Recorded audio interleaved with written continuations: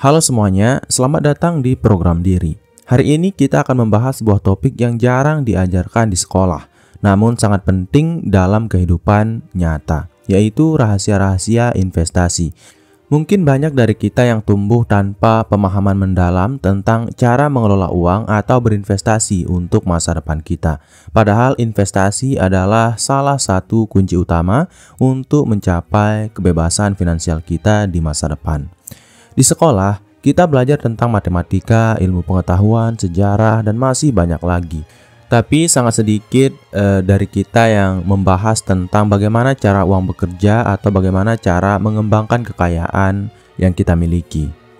Dan itulah kenapa saya ingin membagikan 9 rahasia investasi ini yang tentu saja akan jarang diajarkan di sekolah. Mulai dari bagaimana kita memanfaatkan waktu untuk berinvestasi hingga sampai ke strategi diversifikasi dan banyak lagi yang lainnya. Jadi buat kalian yang ingin memahami cara kerja uang dengan lebih baik dan mempersiapkan masa depan, pastikan untuk menonton video ini sampai akhir.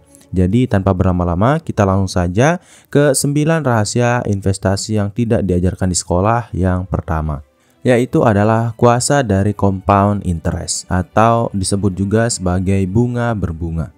Jadi apa itu bunga berbunga? Bunga berbunga adalah konsep yang mungkin terlihat sederhana, tapi dampaknya sangat besar dalam jangka panjang. Prinsip ini bekerja dengan menginvestasikan kembali hasil investasi kamu yang sudah kamu lakukan sebelumnya. Yang artinya, kamu menghasilkan bunga tidak hanya dari modal awal, tapi juga dari bunga sebelumnya. Contoh sederhananya adalah jika kamu menginvestasikan 10 juta rupiah dengan bunga 10% per tahun di akhir tahun pertama, kamu memiliki 11 juta rupiah. Namun pada tahun kedua, kamu tidak hanya menghasilkan bunga dari 10 juta ini, tapi dari 11 juta, yang berarti jumlahnya akan terus bertambah lebih cepat dari waktu ke waktu. Semakin lama kamu membiarkan investasi kamu berkembang, semakin besar pula hasil akhirnya berkat kekuatan bunga berbunga ini. Hal ini menunjukkan bahwa waktu adalah salah satu elemen yang paling penting dalam investasi yang kamu miliki. Dan kalau kamu mengarah ke arah investasi di bidang properti, jadi contohnya seperti ini. Misalnya kamu menginvestasikan uang kamu untuk membangun 5 buah kamar kos-kosan karena kamu merasa bahwa berinvestasi di bidang kos-kosan ini sangat cocok untuk kamu karena kamu dekat dengan sekolahan. Nah, kemudian nanti kamu pasti akan memiliki modal awal untuk membangun 5 kamar kos-kosan ini. Nah, nanti seiring berjalannya waktu, kamu pasti akan memiliki peluang untuk menambah jumlah kamar kos-kosan yang kamu miliki dengan untung yang kamu dapatkan dari kelima kamar kos-kosan yang sudah kamu buat sebelumnya. Dengan kata lain, kamu tidak hanya akan mendapatkan untung dari kelima kamar kos-kosan tersebut, tapi setelah kamu membangun lebih banyak kamar dari hasil untung yang kamu dapatkan sebelumnya, tentu saja perkembangan dari jumlah kamar kos-kosan kamu akan semakin meningkat dan keuntungan yang bisa kamu dapatkan akan semakin meningkat jumlahnya. Maka dari itu memang proses investasi haruslah bergerak seperti ini. Misalnya kamu ini berinvestasi di bidang saham. Jadi kamu melihat sebuah saham dengan prospek harga yang cukup baik yang kamu rasa bahwa di masa depan kamu akan mendapatkan capital gain dengan harga yang cukup baik. Dan taruhlah kamu membeli saham ini dengan harga 5 juta rupiah yang mana kamu mendapatkan beberapa lot. Kemudian suatu waktu, entah itu di bulan kedua, di bulan ketiga gitu, tiba-tiba saham kamu mengalami keuntungan yang sangat tinggi atau kenaikan harga yang sangat tinggi. Bahkan kamu mendapatkan bagger gitu, yang mana keuntungannya itu sampai 100%. Tapi sayangnya setelah itu harga saham yang kamu miliki ini harganya turun, yang tentu saja kamu akan menjualnya. Nah, setelah kamu menjual saham yang kamu miliki ini, jangan gunakan sama sekali uang hasil untung yang kamu dapatkan dari investasi kamu sebelumnya di saham yang menguntungkan tersebut. Tapi belilah saham-saham lain yang bisa memberikan kamu dividen maupun capital gain lain yang bisa membuat kamu untung lebih banyak lagi dibandingkan sebelumnya. Jadi tadi kita sudah berinvestasi di bidang saham sejumlah 5 juta rupiah dan taruhlah kita mendapatkan keuntungan sebesar 4 juta rupiah, yang mana jumlah uang yang kita miliki menjadi 9 juta rupiah. Nah, jadi di sini kita bisa mencoba untuk membeli saham-saham lain dengan jumlah uang yang tetap sama, yaitu 9 juta rupiah dari keuntungan dan juga modal awal yang kita miliki saat kita berinvestasi sebelumnya. Dan nanti dengan memanfaatkan semua jenis uang, entah itu modal awal maupun untung yang sudah kita dapatkan ini, kita tentu saja akan berpeluang besar untuk mendapatkan untung yang lebih baik dengan pemetaan dan pemahaman investasi yang tentu saja harus kita pelajari terus-menerus. Jadi kalau kamu ingin berinvestasi di tempat apapun itu, kamu harus bisa mendapatkan untung dari hasil keuntungan sebelumnya dan juga hasil dari modal sebelumnya. Karena dengan begitu kamu akan tetap mendapatkan keuntungan yang terus berkelanjutan. Semakin besar modal yang kamu miliki, semakin banyak keuntungan yang kamu dapatkan, dan semakin banyak keuntungan yang kamu dapatkan, semakin banyak pula modal yang akan kamu miliki. Kemudian rahasia investasi yang tidak diajarkan di sekolah yang kedua adalah menghindari get rich quick mentality. Jadi banyak orang mulai investasi dengan harapan bisa menjadi kaya dalam waktu yang singkat. Namun kenyataannya, pendekatan semacam ini cenderung membuat investor mengambil resiko tinggi dan terjebak dalam investasi beresiko tinggi atau bahkan penipuan. Strategi yang paling efektif biasanya melibatkan kesabaran dan ketekunan, di mana kamu mengembangkan portofolio investasi yang stabil dalam jangka panjang. Sebagai contoh, Warren Buffett, seorang investor terkenal, mencapai kekayaannya bukan dengan strategi cepat kaya, tapi dengan prinsip investasi yang hati-hati dan disiplin selama puluhan tahun. Jadi di sini saya akan mengajak kamu untuk berpikir lebih banyak tentang buku The Intelligent Investor dari Benjamin Graham. Di situ kita akan belajar tentang bagaimana kita harus berinvestasi. Dan saya akan mengarahkannya ke arah saham yang tentu saja tidak diajarkan di dalam pelajaran sekolah kita dulu. Jadi ada dua jenis investor yang disebut oleh Benjamin Graham dalam bukunya. Yang pertama itu adalah investor. Tentu saja adalah orang yang menginvestasikan uangnya dengan paham dan sadar di mana mereka menginvestasikan uangnya dengan ilmu-ilmu yang sudah mereka miliki dan pelajari tempat investasi tersebut sampai mereka berani untuk berinvestasi di sebuah tempat. Itu yang disebut dengan seorang investor. Jadi didasari oleh ilmu dan pemahaman kenapa mereka berinvestasi di satu tempat. Kemudian Benjamin Graham menyebutkan jenis yang kedua sebagai seorang spekulator. Jadi spekulator itu adalah orang-orang yang FOMO, orang-orang yang berinvestasi di tempat-tempat yang tidak mereka pahami, tapi ada orang lain yang mengajak mereka untuk berinvestasi di situ dan mereka mengikutinya. Ada orang-orang yang sedang suka untuk berinvestasi di situ dan mungkin investasi tersebut sedang ramai dan mereka tidak paham sekalipun, tapi mereka berinvestasi di situ. Itu yang disebut sebagai seorang spekulator atau yang lebih disebut sebagai seorang yang suka menaruh uang mereka tanpa paham tempat mereka berinvestasi ini, yang padahal semakin tidak adanya ilmu yang kita miliki saat kita ingin membeli sebuah alat investasi, tentu saja kita semakin tidak berinvestasi, kita hanya menerka-nerka dan berspekulasi. Dan ini yang harus kita hindari saat kita ingin berinvestasi di tempat apapun itu. Dan saya rasa spekulator ini sudah sangat bertebaran di luar sana. Kita lihat seperti sekarang ada banyak sekali orang yang tidak paham kenapa mereka membeli sebuah saham, tapi mereka malah membeli saham tersebut. Alasannya ya karena mereka itu ikut-ikutan orang lain, karena tidak paham apapun tapi teman mengajak mereka seperti itu. Yang padahal kalau kita ingin membeli sebuah saham, paling tidak kita harus melakukan sebuah analisis, entah itu analisa fundamental maupun analisa teknikal. Jadi tentu saja yang membuat kita menjadi orang yang sangat berpeluang besar menjadi seorang spekulator, bukannya seorang investor seperti yang disebut oleh Benjamin Graham, tentu saja adalah proses atau keinginan untuk menjadi orang yang cepat kaya, yang mana membuat kita FOMO. Kalau kita melihat orang itu cepat kaya di satu jenis investasi, kita langsung mengikutinya secara buta atau tanpa pemahaman sama sekali. Kemudian rahasia investasi yang tidak diajarkan di sekolah yang ketiga adalah diversifikasi. Jadi jangan taruh telur di satu keranjang. Itu yang dimaksud dengan diversifikasi. Karena kalau kamu menaruh semua telur yang kamu miliki dalam satu keranjang, kalau keranjang tersebut jatuh, semua telur yang kamu miliki akan pecah semua. Tapi kalau kamu membaginya menjadi dua keranjang, tentu saja kalau satu keranjang jatuh, kamu masih memiliki telur yang ada di keranjang yang kedua. Jadi diversifikasi adalah prinsip mendasar dalam investasi yang mengajarkan kita untuk tidak menaruh semua uang kita pada satu jenis aset.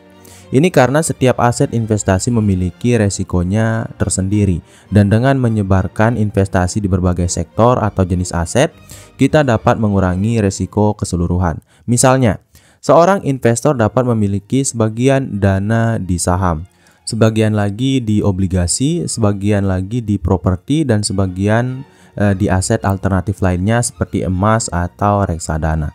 Jadi diversifikasi memastikan bahwa jika salah satu jenis investasi mengalami penurunan nilai, kerugian tersebut dapat dikompensasikan oleh jenis investasi lain yang mungkin sedang naik atau sedang untung.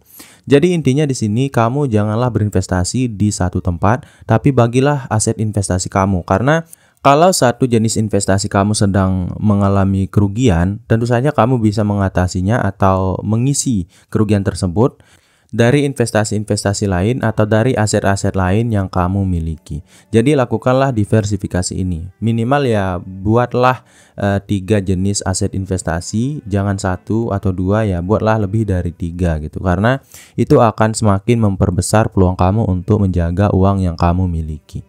Kemudian rahasia investasi yang tidak diajarkan di sekolah. Yang keempat adalah kekuatan dari mengetahui apa yang kita investasikan. Jadi investasi bukan hanya tentang mengeluarkan uang dan berharap mendapat untung.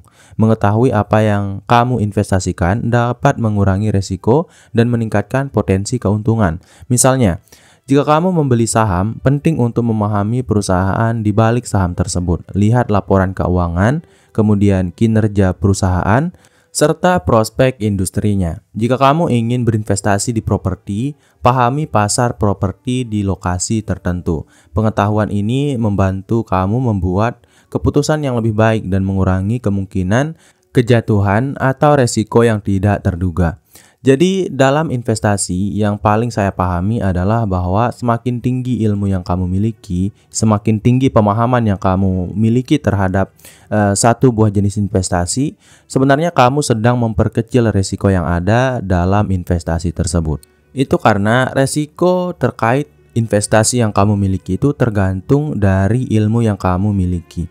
Karena semakin tinggi ilmu kita, tentu saja kita akan paham kenapa kita berinvestasi dan kemungkinan-kemungkinan buruk apa yang akan terjadi terhadap uang kita yang kita investasikan di tempat tersebut, dan apa yang harus kita lakukan untuk menanggulangi atau mencegah terjadinya kesalahan dalam berinvestasi yang kita lakukan. Dan semua itu memang pemahaman utama dari investasi. Karena kalau kita tidak memiliki ilmu terlebih dahulu atau analisa lah terlebih dahulu untuk berinvestasi, tentu saja kita akan menjadi seorang spekulator, bukan seorang investor.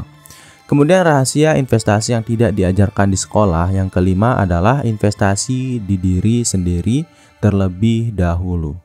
Investasi terbaik yang sering diabaikan adalah investasi pada diri sendiri, seperti memperluas pengetahuan, keterampilan, atau membangun jaringan yang kuat.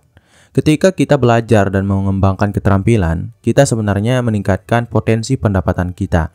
Ini bisa berupa kursus baru, sertifikasi, atau bahkan menghadiri acara networking. Misalnya belajar keterampilan dalam pemasaran digital bisa membuka peluang kerja baru atau meningkatkan penghasilan dari bisnis yang kamu miliki. Dengan investasi pada diri sendiri, kamu bisa menghasilkan pendapatan yang lebih besar yang kemudian bisa digunakan untuk investasi keuangan yang lebih luas.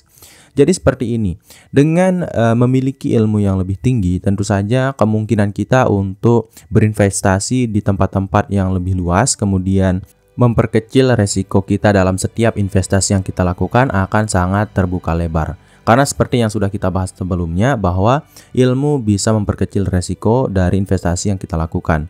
Dan tidak hanya itu, saat kita memiliki ilmu yang lebih tinggi, saat kita berinvestasi pada diri kita sendiri tentang ilmu pengetahuan, entah itu kita membaca buku, kita mengikuti pelatihan-pelatihan dan sebagainya, tentu saja fleksibilitas kita untuk mencari uang dengan cara yang lebih luas akan sangat terbuka lebar. Semakin kita mengisi diri kita dengan ilmu, semakin banyak pula pengetahuan kita kita dan semakin banyak pengetahuan, tentu saja otak kita akan lebih fleksibel dalam mencari uang di masa depan. Kita akan memiliki lebih banyak alternatif yang bisa kita manfaatkan untuk mencari uang ataupun untuk melakukan apapun itu, bahkan untuk memecahkan masalah sekalipun.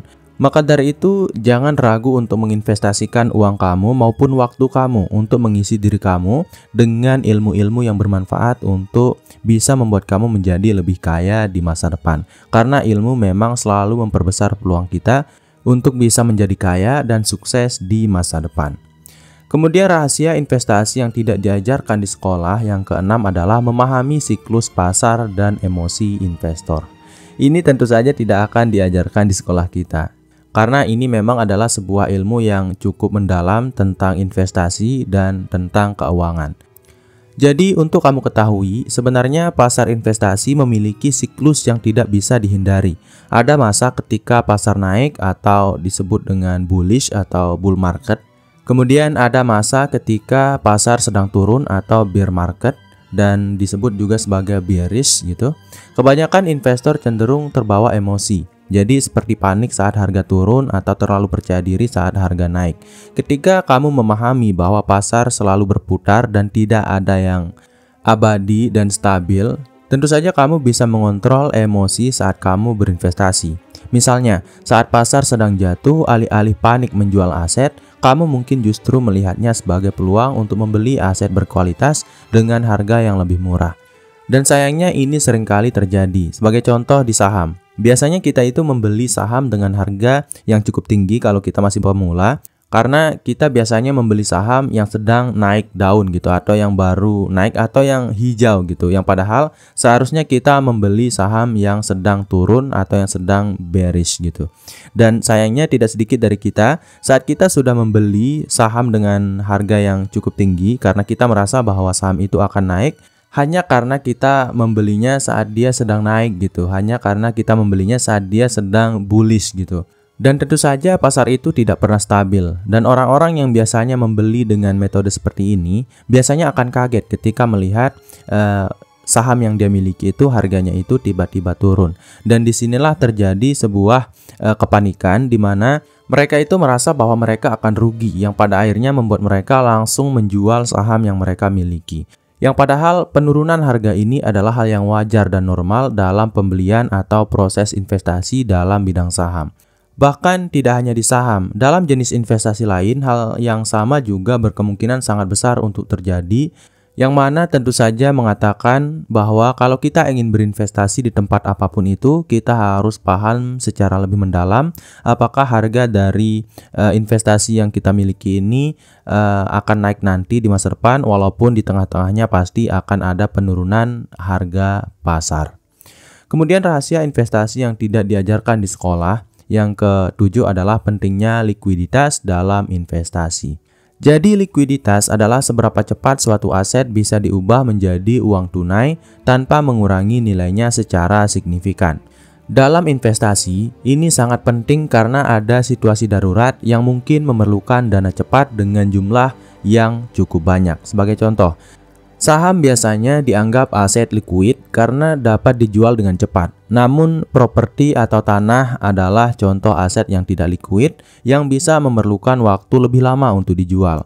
Menyeimbangkan antara aset likuid dan tidak likuid akan membantu Anda memiliki dana cadangan yang siap saat dibutuhkan. Dan biasanya kalau kita mengarah ke arah ibu-ibu rumah tangga yang hidup di pedesaan, biasanya mereka itu berinvestasi di bidang emas atau logam mulia. Dan tentu saja logam mulia atau emas ini adalah sebuah jenis aset yang sangat likuid, karena saat kita membutuhkan uang dengan sangat cepat, kita bisa menjualnya dengan segera di tempat-tempat penjualan emas. Dan tentu saja aset dalam jenis ini adalah aset yang harus kita miliki. Karena mungkin ya kamu merasa bahwa kamu sudah memiliki dana darurat dan kamu paham berapa jumlah dana darurat yang harus kamu sediakan. Tapi tidak menutup kemungkinan kalau suatu saat di masa depan kamu mengalami masalah-masalah yang mungkin terjadi dan muncul yang tidak cukup gitu dana darurat kamu untuk mengcover masalah keuangan yang muncul tersebut.